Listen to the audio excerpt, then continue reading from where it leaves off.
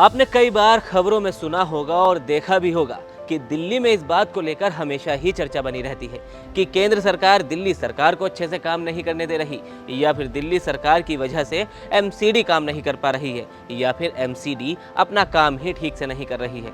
इसके साथ ही ये भी कहा जाता है कि ये काम तो केंद्र सरकार के अंडर में आता है, ये काम दिल्ली सरकार के अधीन है। तो फिर ऐसे में दिल्ली में रहने वाले और दिल्ली से बाहर रहने वाले लोगों को हमेशा ही ये कंफ्यूजन बना रहता है कि आखिर दिल्ली में कौन सा काम किसके अधीन आता है।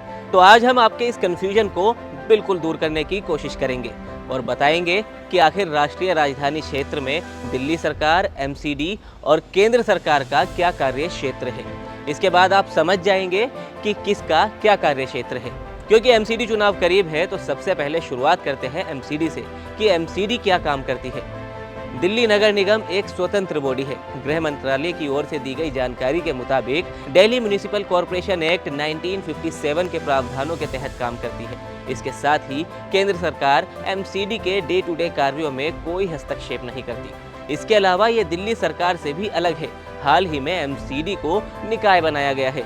अब इसे 12 जोन में बांट दिया गया है, जिसमें central, civil lines, Karol Bagh, Keshavpuram, Najafgarh, Narela और रोहिणी वगैरह शामिल है।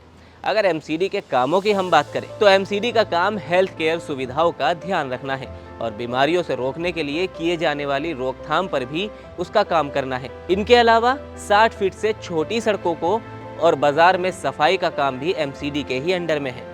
अगर एजुकेशन सेक्टर को देखें तो एमसीडी में एजुकेशन डिपार्टमेंट सिर्फ प्राइमरी एजुकेशन के लिए ही काम करता है, यानी एमसीडी की प्राइमरी स्कूल ही होते हैं। इसके साथ ही सड़क, ओवरब्रिज, पब्लिक टॉयलेट और मेंटेनेंस का काम भी एमसीडी का ही है।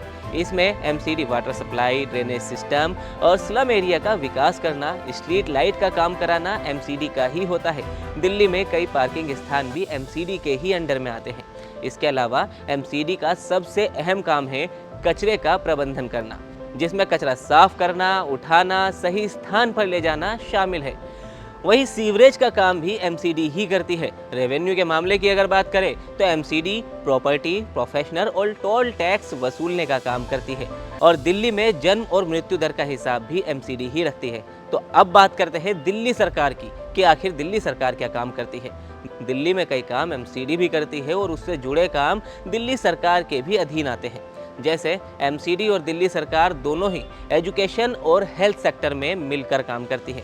एमसीडी प्राइमरी तो दिल्ली सरकार हायर और सेकेंडरी और कॉलेज को भी लेकर काम करती है। वहीं सड़क की अगर बात करें तो 60 फीट से कम की सड़कें एमसीडी के अंडर है और बड़ी सड़कों का काम दिल्ली सरकार का है। एमसीडी प्रॉपर्टी, प्रोफेशनल आदि का टैक्स वसूलती है, जबकि VAT, service tax, excise tax का काम दिल्ली सरकार का है। पब्लिक ट्रांसपोर्ट में साइकिल, रिक्शा या फिर छोटे वाहन एमसीडी के अंडर में है और बड़ी गाड़ियां दिल्ली सरकार के अधीन आती हैं।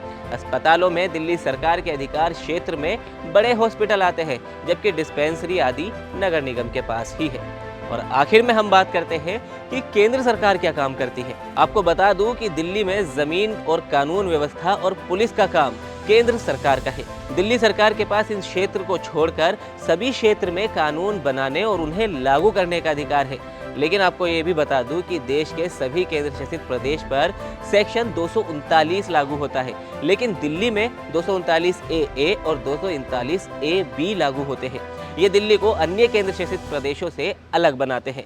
इसके साथ ही केंद्र और दिल्ली सरकार की अगर किसी एक मुद्दे पर कानून बनाया जाए तो केंद्र सरकार का कानून ही उस क्षेत्र में लागू होगा। तो दोस्तों, अब आपको समझ आया कि केंद्र सरकार का क्या काम है, दिल्ली सरकार का क्या काम है और एमसीडी के अधीन कौन कौन से कार्य आते हैं।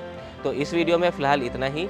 इसी तरह की तमाम छोटी बड़ी अपडेट्स के लिए आप क्या देखते रहिए, एबीपी लाइव।